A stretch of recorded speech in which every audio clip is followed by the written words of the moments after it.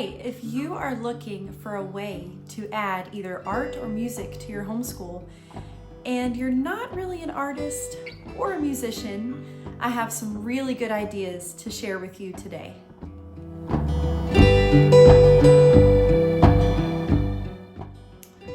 So today I'm going to share with you two really simple, really fun ideas, one for art and one for music for your homeschool. This can be for any grade level. I only have elementary aged children, but you could certainly change the activities to match your child's age.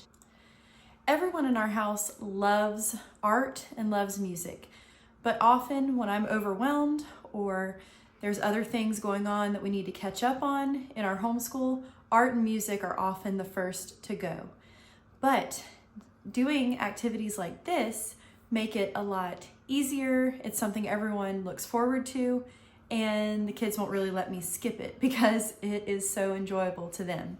And that's part of the beauty of homeschooling, is them really enjoying learning. So let me share one idea for music and one idea for art with you. First, I want to share with you this activity that you can do for music. Now, this idea is not original to me. This came from Megan over at Pennies and Salt. I will link her video about this and her channel. If you enjoy my channel, I'm certain that you would definitely enjoy hers. So head over there and check her out after this video. She was previously a music teacher, and she is the one that came up with this idea, and it's something that she used to do in her classroom. So the idea is to use this book, Carnival of the Animals. This is a book version of the famous compositions by Sasan. So what you do is you can listen to the music, you can take your kids through the book. It is so much fun. I'm going to show you what we did and how we did this. We pretty much followed Megan from Pennies and Salt. So like I said, I will link that video in the description so you can check it out. But this book comes with a CD with the songs. So that's already there for you, but you can also find the songs on Spotify. So basically, Sasan was a composer, and this Carnival of the Animals is very famous. I had not heard of it before this, but once I heard some of the music from it, there are several that I recognized that I'm sure you'll recognize too, that you've heard in movies or elsewhere. But basically, this book first goes through the orchestra. It talks about what an orchestra is and the different sections of it. So in your first couple of lessons, you can take your children through what an orchestra is. You can watch some videos about orchestras and look at the different sections in the orchestra. That's really fun. And then it begins with the animals. So each composition goes along with an animal. So like the Royal March of the Lion is one. So you can read this to your children and then listen to the Royal March of the Lion. And like I said, you can find these songs on Spotify also. You don't have to have this book with the CD. But when you hear the songs, you'll hear from the orchestra what sounds like that animal. It's really neat and really fun. And if you had older children, you could just have them look at pictures of these animals or draw a picture of the animal while they are listening. There's so much you could do with this, but what we did is for each week or each lesson, we would listen to the song and read the little story here that goes along with the carnival, and then they would act out that animal. So they would parade around the room, having such a good time, acting like that animal while we listened to the song.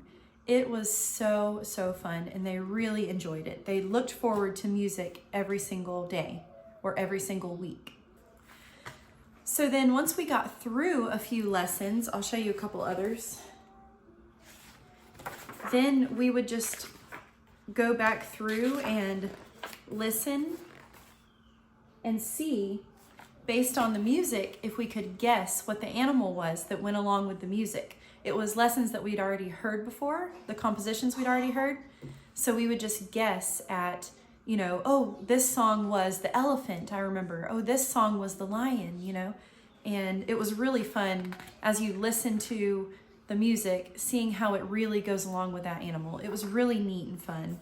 So this is such a good little book and lesson for doing music.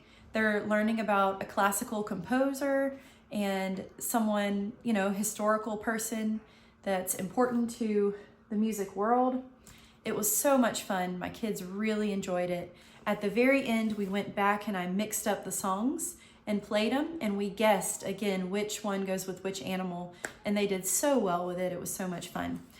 If you're not sure if you've heard of this or any of these songs, the one that I want you to look up, because I guarantee you have heard it before, it is the aquarium. This one, aquarium. You have definitely heard that one before. Look it up and tell me if I'm wrong. But it's something that's been used in movies and different things a lot. But this Carnival of the Animals by Saison, it was so much fun. I'm so thankful to Megan at Pennies and Salt for giving that idea. Such a brilliant idea. My children had such a good time with it. So that's my first really good idea for adding music to your homeschool. The other idea I want to share is for art. So I'm going to show you one of my children's art portfolio from the curriculum that we've been using, which is free. It's a free curriculum on YouTube, and it's by Jenna Layton Art. And I'll link the playlist for this curriculum, and I'll link her channel down below. It has been so educational, so much fun, and my children say that their new favorite subject is art. They absolutely love it. It's been a lot of fun. So this curriculum is called 52 Weeks of Art, and all you need are some basic art supplies. There may be a few things that you might want to pick up, like some oil pastels if you don't have that, or maybe some watercolor paper. But other than that, it's just, you know, crayons and magazines to clip things out of, and markers, some basic paints, watercolor paints, different things. You could use different mediums also, but she typically paints. But it has been so fun. They're learning the principles of art. There's a new principle that they learn each lesson, and then they get to practice that. She does a warm-up lesson that they do first, a warm-up project, and then the main project for that lesson to really practice their skills. It has been so fun, and they've really enjoyed it. What we have been doing is 2 lessons every week. So we do it on Tuesdays and Thursdays. So her week 1, we just do that, you know, the first Tuesday. And then we did her week 2, it's the second lesson for us. So we did that Thursday. So that's how we've been doing it 2 times a week. And they learn an art principle, and then they get to apply it and practice their skills with some art. So some of the things they're learning, first she starts with elements of art, and she includes line, shape, value, color, texture, space, and choosing your subject.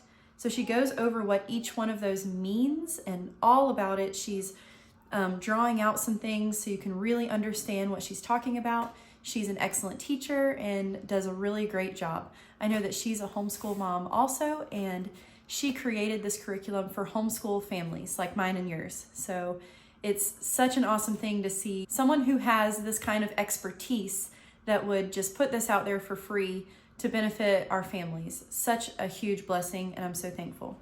Then she goes through the principles of design, and that includes unity, variety, balance, focal point, contrast, perspective. There's several more lessons. There's 52 altogether, and they've just been a great time. So I want to show you, this is my 8-year-old, Everly. This is her art portfolio. So I'm going to show you, and I'll tell you which one it goes with. So here was the one for shape.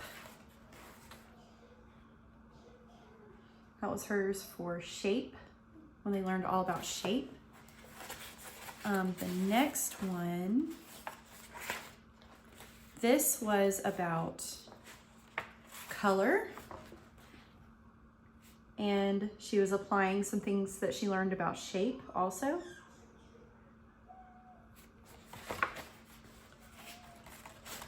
This one was about texture.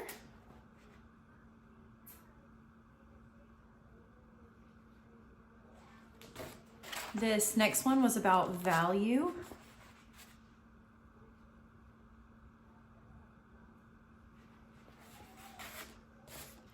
This one also was value. This one was line, the week learning about line. This one was about variety.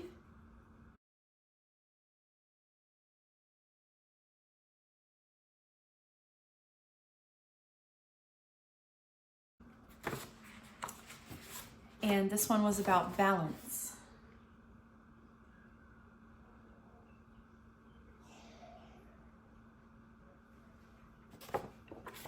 So there's just some really beautiful things in here, and I've seen her art really improve after doing this curriculum. It's been such a good time, and my second grader and my kindergartner are also doing this, and my second grader definitely has a good sense of what the teacher is talking about and how to apply those principles.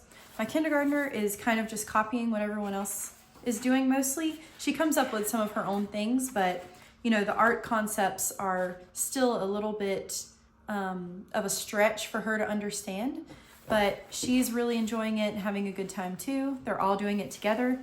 This has been just such a good art curriculum, and I'm so thankful to Jenna Layton and that she would put this together for families like ours who are homeschooling and are looking for something that's really, really good, but maybe we're on a limited budget, and she's offering this for free. Such an amazing thing. So this is also linked below, like I said. If you want to check that out, definitely check it out. It's been so much fun. And also older grades, even all the way through, you know, high school, could definitely follow along and do this and even understand the concepts even better. I hope this video today gave you some confidence in adding in some music and art into your homeschool, some really fun things that you can do with your kids to enjoy learning and foster that love of learning. If you have other suggestions for art and music, adding fun things into your homeschool, things that you've done maybe, please leave those below, comment below so that we can help each other to add more to our homeschool, things that are fun and things that will help our children to really enjoy learning and grow in their love of learning. So thanks for joining me today, and I'll see you next time.